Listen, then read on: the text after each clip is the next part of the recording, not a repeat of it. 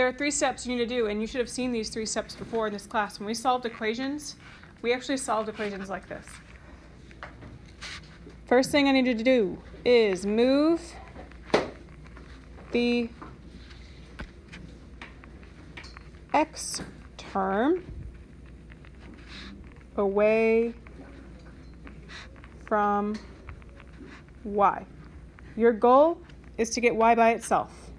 And so anything that's on the side with y has got to go away. The next thing you have to do,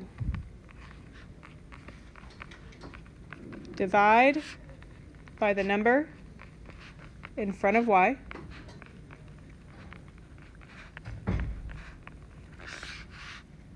Last thing,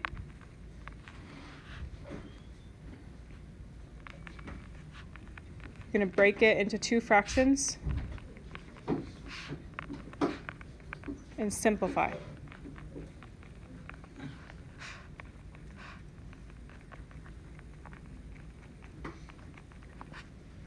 So first thing, move the x term away from y. Second thing, you should be writing this down right now. Divide by the number in front of y.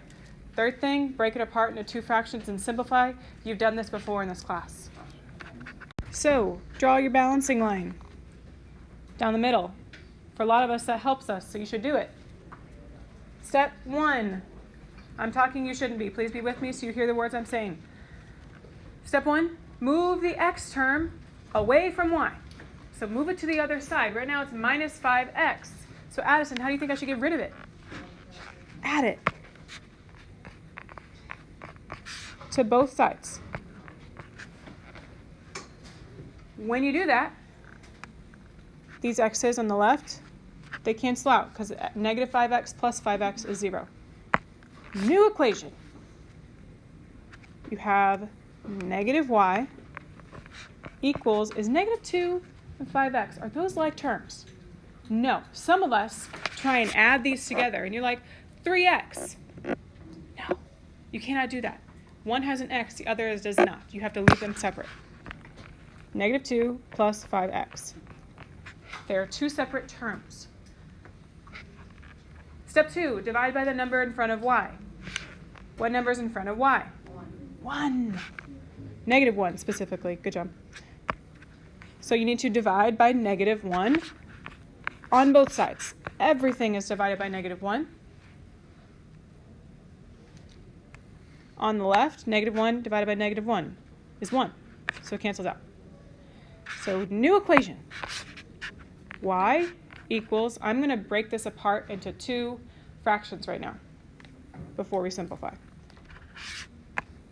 You got negative 2 over negative 1 and 5x over negative 1. So you're just breaking it apart. These can simplify, so you have to. What's negative 2 divided by negative 1? Positive 2. What is 5x? Or sorry, 5 divided by negative 1? Negative 5, so minus 5x. This is your equation in slope-intercept form. Y equals mx plus b. Now, you can say what the slope is. My slope is a number in front of x. What's the slope? Negative 5. What is the y-intercept? That's a number by itself. 2. Good. On your homework, if it asks you to type it as an ordered pair, it means put it as a point, the y-intercept. Okay, would you please look at that? Guys, so I'm asking you to find the slope and the y-intercept. What's the slope? What's the slope?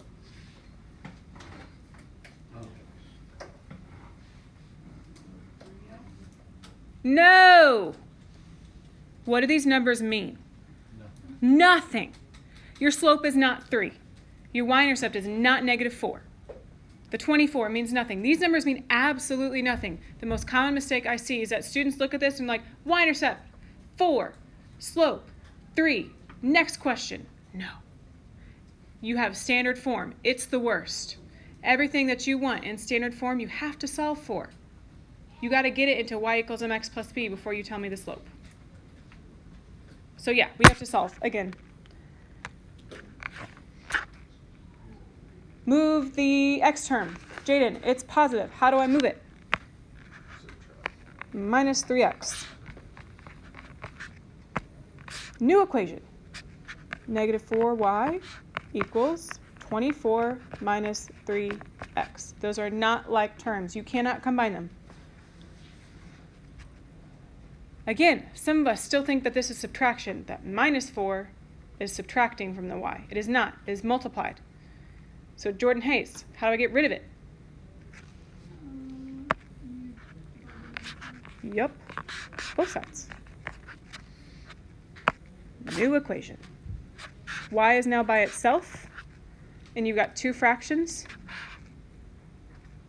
24 divided by negative 4, and negative 3x divided by negative 4. You got to simplify these. 24 divided by negative 4, please. What's that? Negative 6. And you have a negative 3 over negative 4. That fraction will become positive 3/4 x. Now it's in slope-intercept form. Now you can tell me the slope. Jake, what's my slope then? Negative 6. Close.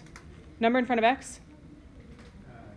3/4. Remember, it's not always a number that is listed first. So positive 3/4 is your slope. You're looking for the number in front of x. Daniel, what's my y-intercept? 6. Negative 6. Thank you. I'm going to rewrite this. So you should probably do the same on the side. 3y minus 5x equals 9. We are going to solve it for y. That way we can graph it in slope-intercept form. Molly, I see minus 5x. How do I move it? Yes. Are 9 and 5x like terms? No. Don't try and add them up. It's not 14x. They're not the same. It'd be like adding apples and oranges. You cannot do that. New equation. 3y equals 9 plus 5x, because these canceled out. Last thing, Cole? Or sorry, what do I do next? I guess not the last thing.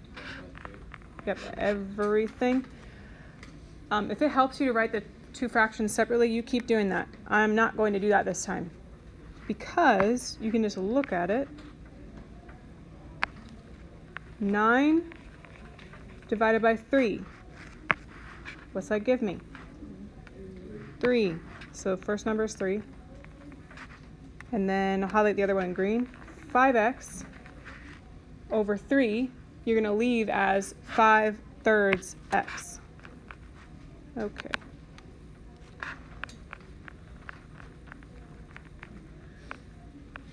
So break it apart into two fractions and simplify it. It's in slope-intercept form now. You can graph it. We did this last week. The slope. Aiden, what's my slope? 5 over 3. Good. Write down your slope as a fraction and explain what it means. It's a puff, puff, positive slope, guys. What slope would go up or down the mountain? He will go up 5. And he always skis to the right. Right 3. So that slope means that you should go up 5, right 3. The y-intercept. Bobby, what's my y-intercept? Yes, which number is that then? 3. Write it as a point. 0, 3. And let's graph it. On the y-axis, you've got a starting point of 3, and then you're told to go up 5, right 3. What's the problem? You run out of room. You could go off the grid a little bit. I would prefer you not. Because instead of going up 5, you can reverse it, right? And go down 5 and left 3. Reverse. 1, 2, 3, 4, 5, left. 1, 2, 3, 4, 5, left. When you're done, your slope should be positive from left to right. Check it, make sure it's a puff, puff, positive line.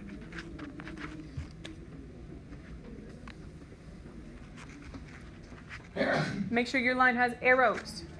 It is continuous and it goes on forever. From left to right. Does it ever stop? No. Can't stop, but won't stop. Domain. All real numbers. That's what Miley Cyrus would say. Range, from lowest to highest. Does it ever stop? Never. All real numbers. That's what that weird R means. It's all real numbers. I'm running out of space.